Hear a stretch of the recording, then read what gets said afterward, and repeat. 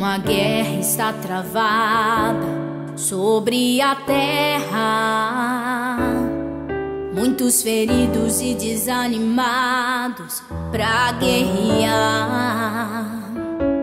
Mas o Senhor, que é o dono desse exército, sobre o vale assoprará.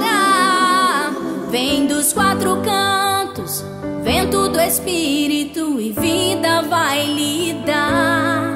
O inimigo está com medo, pois o comando é de Jeová.